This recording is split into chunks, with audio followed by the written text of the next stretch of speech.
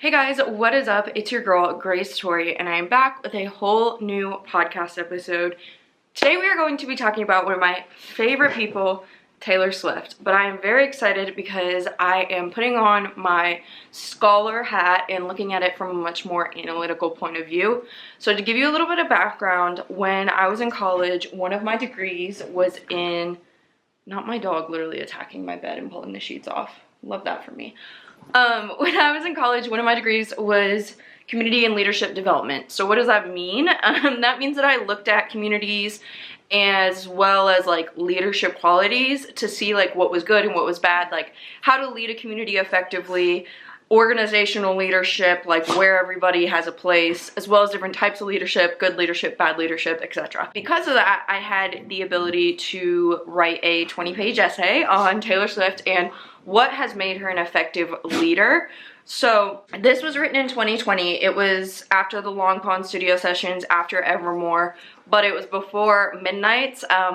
It was very heavily focused on Miss Americana, but I thought it would be fun to talk about what I wrote in this essay as well as what I've seen since she's kind of skyrocketed into even more fame than she had before, and just kind of look at it from an analytical point of view, like why is she so successful. So if you're interested in hearing about Taylor Swift or in hearing about kind of the psychology behind leaders and what makes them who they are, then definitely stick around because that's what this episode is all about. Before I jump in, don't forget to follow on whatever platform you are currently listening or watching on. We're a community of girlies who are working to become the best version of ourselves, and we would love to have you. I will also have my Instagram and TikTok linked down below. I'm Grace Tori, and you're listening to That Girl the Podcast. Grab a beverage of choice and settle in, because the new episode is starting now. All right, let's go ahead and jump on in. I have my laptop right here, and I have this old essay pulled up, which, by the way, I got a new laptop when I got my master's, and so all of my master's stuff is in this laptop, but all of my undergrad stuff was in my old one. So the way I had to dig, and they deactivate your email after you graduate, so I literally was like looking for an hour, and then I remembered that I had a Grammarly account that I put all of my essays through, and so I, after an hour, went on Grammarly and dug it up. So crazy, love that, using that big brain energy, but I found it, I'm excited, and it's called The Traits of an American Leader. So I think that before we jump in to Taylor Swift specifically, it's important to talk about what kind of people hold power in today's society, specifically in the United States, because that's where Taylor's from, that's where I'm from, and that's what like my specialty is kind of in. So when you think about a traditional leader, a lot of times the traits that you think of are power, money, and experience. And that's still true. Like when you look at like traditional leaders, like a king, okay? So let's talk about a king. They have power, usually from their family. They have money, usually from their family. And then they have experience because they've grown up in it. Their father was a king and they got to see it through that lens, you know, whatever. My dog is just trying real hard to be the center of attention. I don't know if a king is a great example because it's generational, but you know what I'm talking about? Like when you think about like a CEO of a company, usually it's someone who has some sort of power in terms of like sway. They have experience in some sort of position that gave them like the ability to be a good CEO. And then they usually like have money from their position before that, and they're gonna get even more money as a CEO. So I think that those are three like solid traits that traditionally ring true and still ring true today. However, I think that it's important to note that in today's society, we value how like trustworthy people are as well as like digital sway much more than we did in the past, specifically the United States, specifically the younger generations. We look at how many followers people have, and that kind of in our mind gives us some sort of like, oh yeah, they're trustworthy, like they get the check of approval. And we don't really look at credentials as much. Like when was the last time you looked into your favorite YouTubers' degrees or their resume? Like what made them an expert in whatever they're talking about? And I know that I'm one to talk, but like you guys know that I got my degrees, I talk about them all the time, but wow, I've had a lot of coffee today. But anyway, digital sway affects a leader's ability way more than it did in the past, like so much more. I think that relatability is a big thing, whereas in the past, people had less say in who their leaders were for the most part. It was more of a, you know, less of a democracy and more of a the people in power appointed other people in power. But we really strive to look for relatability when it comes to a leader, someone that we feel like has gone through similar struggles to what we have gone through so that they'll understand us better and serve us better. These are all things that I think our generation, specifically like younger generations, like millennials and younger, really, really look for. And I think something that Taylor Swift has used to her advantage. Starting out very young, we're going back to the beginning here. Taylor has always been a hard worker. She's always really wanted to be successful in her field, and I think that she really had that take the front seat in her life. She never talked about like being super popular. She never really was super popular according to her. Her best friend was always like her diary. Like she was always writing. She was always improving her craft. She learned to play the guitar very young. Like she was very determined that she was going to do this field, and I think that she just wanted to write. Like being a leader wasn't in the forefront of her mind. I think it was just having that creative outlet and that being a thing for everybody else to kind of look at her and relate to. Like it wasn't like a, oh, I'm in a powerful position where I can lead people to do whatever. It was a, I'm gonna share my music and that's like my calling type situation. And I think that I've talked about this before. I don't know, from a personal standpoint, I don't think she'll retire anytime soon because she is someone who has to be creative, has to have that creative outlet. She loves writing. It's something she's done her whole life. Loves creating new art. And so I think that she's not going anywhere. She may take a break, but I think that she'll still be writing throughout that break. However, from the beginning, she's been a very hard worker. She has been working on her craft, which in turn is going to make her even better at it. So from a leader standpoint, she has an incredible work ethic that has made people look at her and say, yeah, she's deserving of whatever. Like she's deserving of XYZ. She moved to Nashville at 13, and then at 16, she had her first album come out, which is Debut, aka Taylor Swift. And it was really about, I think that Fearless and Taylor Swift are much more looking at love and looking at relationships and looking at teenage years than they are about like swaying people as a leader. I think that for the first portion of her career, those leadership skills weren't fully developed, and I don't think that she felt comfortable using her voice yet. I think that, I know she doesn't, because in a 2013 interview, let me find it. In a 2013 interview with Vanity Fair, Taylor talks about like the conflict she encounters with her exes, and she says that she like had no idea songs could be used as weapons, and it's something that she's continues to use and like kind of incorporate into her albums today. But until 2013, which is around the time Red came out, her albums were very tame when it came to causing a rift in political change, like saying someone's wrong, calling someone out. Like even in Innocent and Speak Now, she's like, hey, you messed up, but you're only 32, like you're still growing up. It was very giving people the benefit of the doubt. Like, yes, Dear John exists, but that was kind of an outlier. Most of her album related on like not talking about reality, being very like happy-go-lucky, I'm in love, love is great, you know, even if we broke up, it's okay. And I think that Red was the first album where she really wrote like a FU breakup song and started to use her voice and started to kind of grow as her own person and not just another person writing breakup songs in the industry. I think that Red was also when she started, I think she's always had the quote-unquote reputation of dating a lot of men, but I think that Red was when she started to kind of differentiate herself, and people started kind of bullying her about it more than they bullied other people like Miley and Selena and all the people she was friends with when she was younger.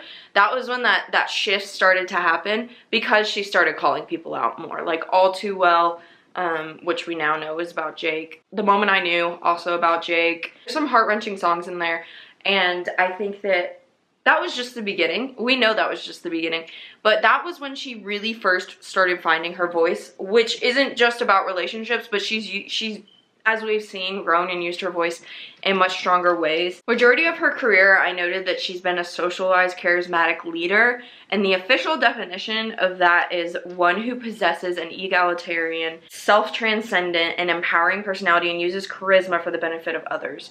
So what she does is, like, she sings about it, she rallies things about it in that way, but she doesn't directly dictate, like, you have to do this, like, you have to stand up for this, you have to do that. Like, her charisma and her actions are kind of what draw people to be like, oh, we should be better. I think that she has become more vocal with, like, you need to come down and talking about you need to calm down and talking about LGBTQ rights. And then also when she was talking about the election back, what they filmed in Miss Americana, that was a lot more direct than what she had done in the past, where she had just kind of led by example, just good vibes, guys, like, you know. And I think that she still doesn't directly talk on most issues, whether they're political, whether they're societal, whatever they may be. She still doesn't directly talk about things. She just leads by example and does little things to show that she cares and she notices, but she isn't the type of person to be like, take a stand, until, you know, she started taking stands politically. But you know that saying, if you stand for nothing, then you stand for everything. And that's kind of the saying of, like, if you don't show what you stand for, then you really don't stand for anything, and, like, you're not making a change, like, you're just being passive. I think that was very true for Taylor, because she really didn't start appealing to more people until she started getting more vocal and started saying what she's going to put up with, what she's not going to put up with. The Eras Tour, honestly, is where she gained a cult-like following. She's always had a cult-like following, but, like, to a whole nother level, a whole new extent. This is just like a brain dump, you guys. I'm trying to get back into that mindset of the person who wrote this paper, but it's been a while, so if some of this doesn't make sense, I'd love to talk about it more. I'm just kind of going off of vibes here, like going off of thoughts. But anyway, songs like Mad Woman, Who's Afraid of Little Old Me, The Man, she's talking about how it sucks to be a woman. Like, genuinely, like, no matter if you're a billionaire like Taylor Swift or you're someone like me who has corporate experience, being a woman is hard. You're not taken seriously.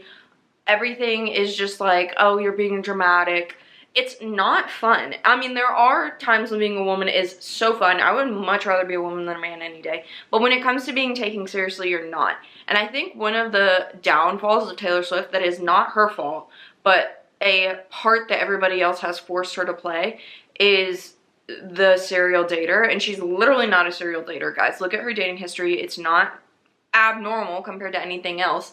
But I think that it has caused people to not take her seriously, and it has had a shift. And recently, I think when people use the, oh, she's dated 100 guys, everyone's like, old news, like, get a better reason to hate her. But that's a part that everybody else told her to play. She didn't want to play that part. Like, she was just living her life. She was dating in her early 20s. She hasn't dated that many people compared to, like, everybody else. We all have been around that, you know, we've all dated and done our thing. And so I think that even though it's not her fault, that has hurt her credibility as a leader, and it's caused people to not take her seriously. I think that what has made her stand out and become as successful as she is her business strategies. And that's honestly what took me from being just like a casual fan to a Swiftie. Not just her relatability, her songwriting, her lyrics, but her business strategies are incredible. As someone with a master's in business, I have studied her business strategies. I've written papers on it. And she is an incredible businesswoman. Like, incredible. But a lot of people don't know that. And I think a lot of people try to take away from her talent because of that. Like, they're like, oh, her business strategies are what made her famous. She's not actually that talented. Like, people actually say that. And I'm like, you're allowed to be more than a one-trick pony. Her business strategies are definitely what has taken her to the level of fame that she is at. Yes, she's talented. Yes, she's amazing. But the Eras Tour, the marketing around it, her business strategies in real estate. Did you guys know that she has stake in real estate? Like, she is a businesswoman through and through. And a lot of people refuse to admit that she is extremely intelligent, not just in business, but she's emotionally intelligent, and that is another reason that she is such a strong leader, because of her emotional ability to sway people to follow her. You know, she is someone who leads with class. She does not fight dirty. She does, but she like doesn't do it in a classless way. It's very classy. Some people would disagree, but in my opinion, you know, she's never one to sit there and shit talk someone on an interview. Like, yes, she'll write songs about them, but she's just very classy about it, and she's very karma will get you. Like, I keep my side of the street clean. So we love Taylor for that. But where was I going with that? Her emotional intelligence and her just intelligence in like terms of logic and strategizing is out of this world. Like, I would love to see her take an IQ test, because people underestimate her, and she is one of those women who uses them underestimating her to her ability. But also, I think that she's so successful, she doesn't care as much as she used to. But like Reputation, like, she was like, you want a villain, then I'll play the villain. Like, she is very good at turning negativity into a brand. Like, she literally makes everything that's supposed to be bad a brand. Like, Blank Space was a song about people saying she dates too much, and that is one of her most successful singles. Reputation was her comeback from Kim and Kanye, and her getting, like, them lying about her with the famous song and everything. And Reputation is gonna get her due time. Like, Reputation, I think the Vault tracks and Taylor's version is gonna absolutely blow everything out of the water and get all of the awards it deserved the first time around. It's truly one of my favorite albums. The tour was incredible. I think that the problem with Taylor Swift is not her directly, but she is so mainstream that the people who hate her because it's cool to hate her, and they don't want to do mainstream. Like, they're like, oh, I can't like her because she's too mainstream. Like, no, I'm different. Like, I'm different than other girls. I don't like Taylor Swift. But what the heck? Like, I think anyone who hates her listens to the stupid shit rumors, and they don't actually get to know her. Like, I think there are people who don't like her music, and that's not what I'm talking about. It's totally fine to not like her music. Like, I know plenty of people who don't vibe with her music, but I think the people that are like, oh, she's dated too much. Oh, she's like, oh, she's only using Travis for money. All those are things that I've heard. I personally don't believe that at all. None of that's true in my opinion. And I think that if you, even though I don't know her personally, you don't know her personally, none of us know her personally, I think that if you took some time to listen to her music, analyze just like who she is, like how she runs the Eras Tour, all of her strategies, her and Travis's relationship, like, it is very easy for celebrities to do fake things and lie and whatever, but I just don't think she's one of them. I think that everything down to the colors she wears is a strategy. Like, I watched this whole analysis of her and the fashion that she wore up until like midnights, and all of the colors she chose made her tone down, like her eyes and everything, like made her look very girl next door, because that was what she was going for. Like, very much girl next door, best friend, not the popular one. And that was her brand for a very long time, and now it's just I'm me, which a lot of people have resonated with. I think that pretending to be something that wasn't super authentic to her, like I think when she was in high school, Girl Next Door was very authentic to her, but as she got older, it wasn't her anymore. Like now she's a writer. She's a just like woman trying to figure out life as a 34-year-old, and she's very relatable. I think that she has found a way to be authentic in her eras that she has had recently, and even though she is a billionaire and she is so successful and she lives a life that majority of people will never ever get to live a glimpse of, she still keeps relatability, words are hard, at the forefront of her songs. And I don't think that's intentional. I don't think when she's writing she's like, yes, this is going to be relatable. I think that she just writes what she's feeling, and a lot of times I think that when you do have a good life, it's hard to complain or have bad days because like everyone says, oh, poor billionaire, like your life is hard. But that's what people are going to relate to, because I have a bad day. Like, who's afraid of little old me? I relate to that in a sense that I'm constantly underestimated as a woman who is very intelligent, has a lot to offer, and people like just see that I'm a 25-year-old beat boppy little girl. Like, I relate to that. And yeah, I mean, I don't have the media constantly telling me horrible things that I'm like a bad person or whatever, but I relate to that in the sense that I do have like executives and high up people being like, nah, we'll pass. And I'm like, dude, I am so much more than meets the eye. Like, I could literally, I have so much potential. I could like make $1 million for you. Like, just give me a chance. Like, so I relate to that. You know, I relate to the man in the same way. Like, I relate to her love songs because I'm in a relationship and I've dated, and I may have a unique experience because when Debut came out, I was 8 years old or 7, between 6 and 8. So I like grew up with Taylor. Like 15 came out way before I was actually 15, so I got to experience that. I was in the 8th grade when Red came out, so she was older than me, and I think that there's a generation above me that got to grow up with her more. But the way that she has relatably provided almost like a diary for women that they can relate to has given her this cult following. My mom and I were talking the other day, and I was like, yeah, this song just, I feel like even though it's a romantic song, it does relate to like my trauma, and it reminds me of this person. And my mom was like, yeah, I feel like she really is just like spying on me. And to have someone that is so raw with their own emotions that allows you to then be so related, like relate to it so deeply, because you're like, this is so detailed, there's no way that she hasn't lived my life. Like, that is what makes her so successful. The combination of the business strategy, the emotional ability to be so vulnerable, and the talent. I think that those are the 3 things that have combined. Like, there's the whole capitalizing on the friendship bracelets, which literally just came from the song of make, like, You're on Your Own Kid, make the friendship bracelets. There's that.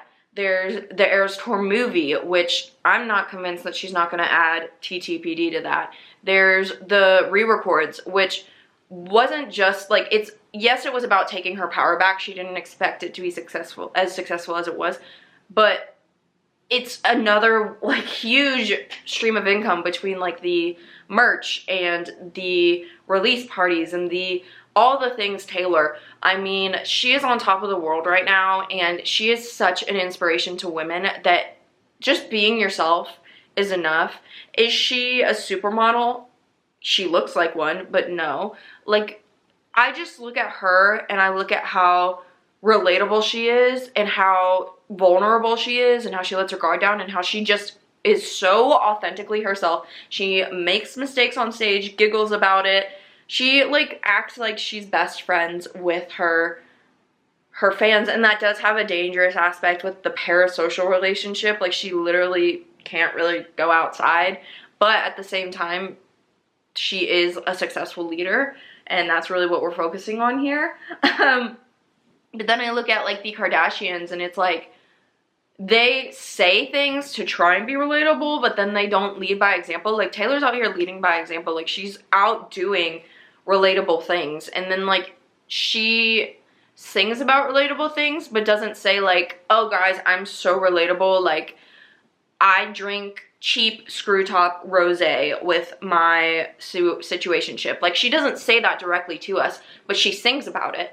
And so it's much more low-key, and we're like, wow, she is relatable, but she's not trying too hard to be relatable. Whereas like the Kardashians or Hailey Bieber or some other very famous people, there's a disconnect there because you're like, wait, they're not like me.